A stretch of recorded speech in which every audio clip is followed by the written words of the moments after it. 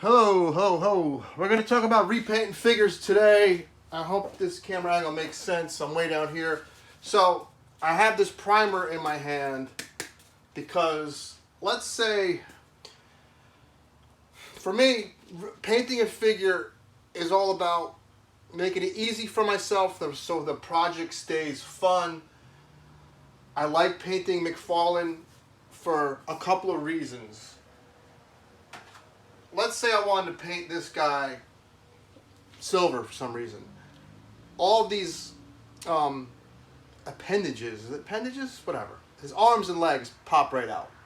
So the reason why that's important, when this pops out, you can get the paint on all these little bits and pieces inside, this thing that helps the butterfly joint, the inside of his shoulder. You can individually paint and then matte seal. When you want to matte seal something, it's because of rub. They are much easier to pull apart than, say, a Marvel Legend. Not to say you can't, but when you want to do that with a Marvel Legend, you need to heat these up. You know, some hot water or a hairdryer. Mythic Legions, also very good. Very much like McFarlane for just being able to pop out. I have one handy. I thought I did. I don't. Mythic Legions, also, you can pop the joints right out and repaint them, and then you matte it. Now, I also like to pick figures. This is just a repaint. This green wasn't all emerald like this. It was like dull. So I could just pick this figure off the shelf and immediately make them look better without no fuss, without no hassle, without no headaches. Something more advanced. Something more advanced. Something more advanced.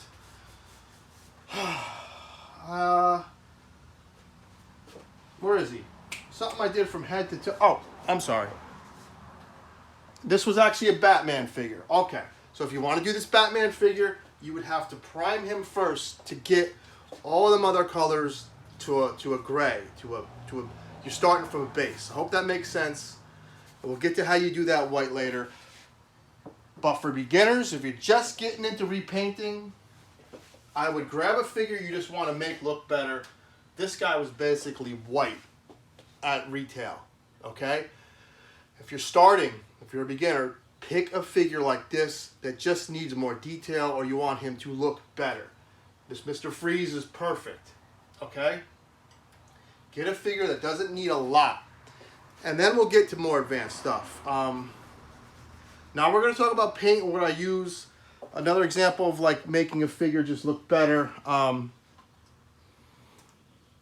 This Infected Soups, all I did was added some black in there. Some dry brush the black in the back of the cape to create shadows and tones to make that look more grimy. This Deathstroke did a lot of metallic. I did a black wash first. We got to get into all that. I'm going to get into some basic things. You know, like I said, I would recommend starting with a figure that just needs to be repainted. And keep in mind, dark colors completely go over a light color where you don't need to prime it. I hope I don't look short. I got the camera so you can see the shelf. So if you have a light gray, if you have white, if you even have red,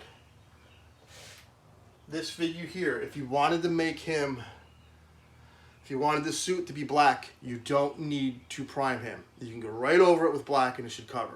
Black usually covers everything. Now, if it was the opposite, where you have a black figure, you're like, oh, this body's perfect for a Spider-Man. Well, red might cover black. Yellows and whites, just avoid them for now. Just do me a favor. If you're just starting, avoid doing characters that need yellow and white on them. And if you do need that, remember, use a white base for yellow. For white, you just gotta go lay it, coats and coats, thin coats. But we're gonna just start with as I create a domino effect. We're gonna start with how I did like this Deathstroke, okay? Because he looks nice. I did a lot of customizing to make him look like a classic Deathstroke. And I don't have the original, but I'm going to show you what I use. And something like this isn't the most difficult. Or we could start with that Batman, because I have the old figure. I'm all over the place. Let's have fun today. See you in a minute. Let's keep it simple from now, okay? Because I tend to get all over the place. Let's talk about how I got this Batfleck that was kind of all black. Because they didn't have, I think the figure came out way before the movie. And now that we know Hot Toys has released what this is going to look like, this is kind of still black. But we all did it blue. I did it blue. Okay, so let's talk about paint first, because that is the biggest point of what's contention, I guess, or that's where people tend to have the biggest opinion, and they think they're right, and they may be wrong. I have some insider knowledge as to what people like NECA use, and I'm certain other companies use it as well before they ship a figure off to China. And they get the finalization on how the paints they want. They can't send it to China looking like shit. Now, maybe sometimes they do, and that's why you get a figure that looks like crap. But they use, I don't know if they use Apple Barrel. I don't even have Apple Barrel around. But they run to Michaels, and they get paint and paint their figure. They don't all use Citadel. And customizers will swear by Citadel. And I'm telling you, it's because these are expensive. And a customizer wants, you can call me out. I don't give a shit. If you think I'm wrong and call me out, go for it. I don't care. They use expensive paint, so when they sell you a $300 custom, that could be one of the reasons why. Materials and goods, okay? They are no different from any other business. They want to tell you why a price is what it is, and they will do whatever they have to get that price. That's just my opinion. So Citadel makes great pre-mixed colors, though. Like this Kevlar flesh is a perfect, like, He-Man flesh tone. I cannot deny that. I'm not that stupid. I'm the smartest guy in the world, not the dumbest. They make great pre-mixed colors. These are for like little Warhammer figures, and so you're gonna have colors that pertain to a lot of things we like: armored, flesh tones, blood, crimsons, and you know. They have great pre-mixed colors, but these things are expensive. They're like $5. This is a big one. This was like $8, $9. A little step below that, price-wise, that is just as good as these Vallejos. And this is at Hobby Lobby. But if you walk into any craft shop, you can find folk art. This is my go-to. I love their metallics. That Green Lantern I had up there before, this is what I used. This is a matte black. This is my go-to. Okay, don't go crazy if you're a beginner. If you want to get advanced and start selling customs and have a custom that took you 5 hours and you can sell it for $300, you know, because that's the way you need to make a living, I ain't gonna knock you. Go for it. Get the high-end Citadel. My point is, expensive paint isn't gonna mean the figure's gonna come out looking awesome. Okay, go with the folk art for now. What I think is more important is your brush. If the brush says for acrylic and has this cheap white bristles, it's going to be streaky. It's going to look like shit. I would say chintz out on the paint and not the brush. The brush is more important.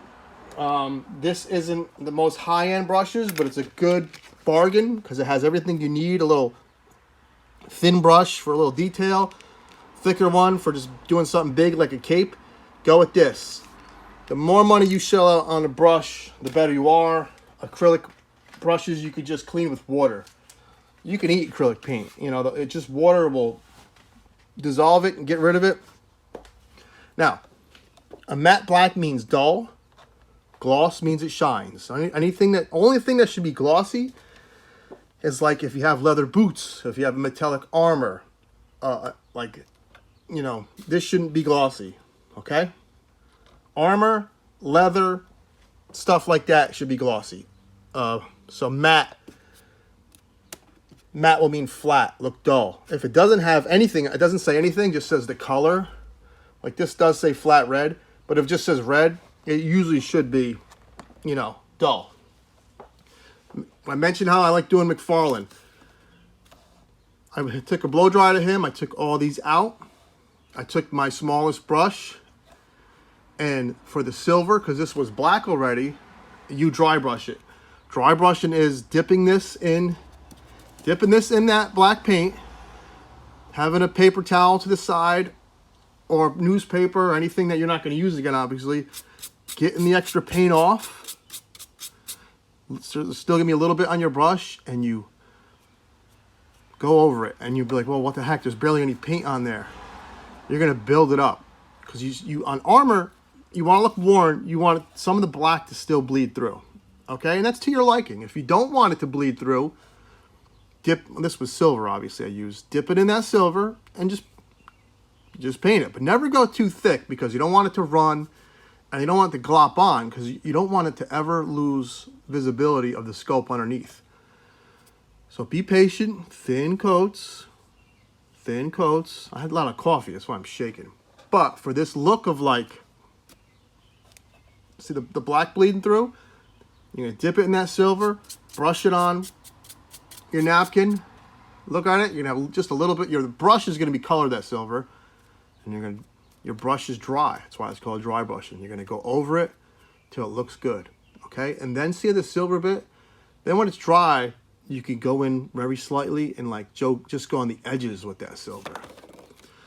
So for him, I got the dark blue, and I painted the dark blue first, right? No, I did the silver first. I did the silver first because then, I guess it didn't matter, because you're going to have to go in and fix it. I forget what I did first. Maybe I did the base first. This was a dark blue matte.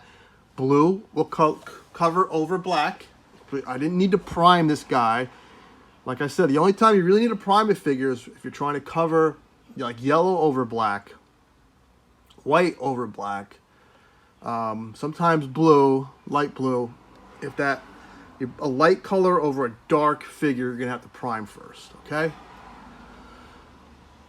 So I painted this blue first, then I went in, did the silver, and the last thing I did, this was blue, so you got some black in there, dry brushed it in the grooves. You're not going to dry brush right over top of it, just where shadows were going to be. I dry brushed black in there. And then you get a good sealer. A sealer, here's the problem. See, if you have an entire figure that's just all going to be matte, you can use a spray. Spray them to seal it. This is so the paint don't rub off, and so it gets locked in there. Mod Podge, even though it's weird, Mod Podge is a great product. Mod Podge is good because they make a matte and a gloss. So, say I wanted specific things to be, the paint to be locked in, I can dip this in the gloss and go over it. So these are shiny, and then dip it in the other matte one, and this is dull. You know what I'm saying? I want to keep the metal shiny, but I want the paint not to chip.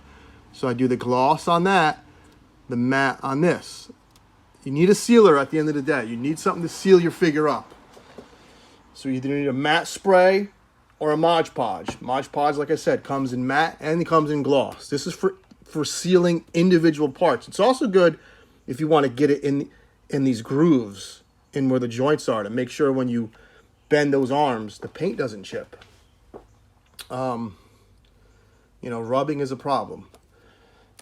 And then if you really want the figure to sing, as I at least like to use that term, when you want your figure to sing, and you really want to go in there and get like these buckles, you get that small brush like I had. Okay, get the small brush, and you want to go on Amazon and invest. Where are they? I know they brought them in here. What the heck? Losing my mind. Bear with me. There's a pair of glasses I buy on Amazon, and my mind is fried. You kidding me? Anyway, there's a pair of goggles on Amazon that are magnifiers that have a light on it. It'll make your life so much easier. And now that I lost mine, apparently, I'm going to have to go buy another pair. I can't paint small details without it. It'll let you zoom in there and paint the little buckles like a silver. You want to get a nice silver for that. I mean, you want to visualize what you want to do. Oh, here they are. Jeez. These glasses right here, magnifying, 20 bucks on Amazon. I've had them for 2 years. They haven't broken. The light still works. They're awesome. For the 5 o'clock shadow, that's a mix of gray and brown. Real light on that face. I added some black around the eyes. Get a reference picture from a comic book. Use something to look at. Use this. You know, use other people's customs as your reference. Okay? Don't be afraid to do that. This guy was a repaint. I just dirtied him up. I painted that silver, dry brushed the black into there. There's another technique called black washing. That's when the paint is real wet, like liquid, and the black gets into the cracks. And then you get a paper towel and you rub it off the bumpy part, so to speak. But the paper towel isn't going to be able to get in that black, in the grooves. So the paint is going to stay in there. That's a topic for another day. I would recommend getting a figure that just needs a repaint like this. Hopefully that helps and gets you started. We'll talk about other techniques later on. I also know how to do stuff like rust. It's a full rust custom. This is basically a kit bash. This isn't a full custom where only thing I sculpted was the balloon. We'll talk about stuff like that later. I just want to get you started and what you should buy and what you should practice on. Have a figure you don't care about. Practice on that figure with some of the things we talked to today. I hope this can get you started. Take care, have fun, enjoy the weekend.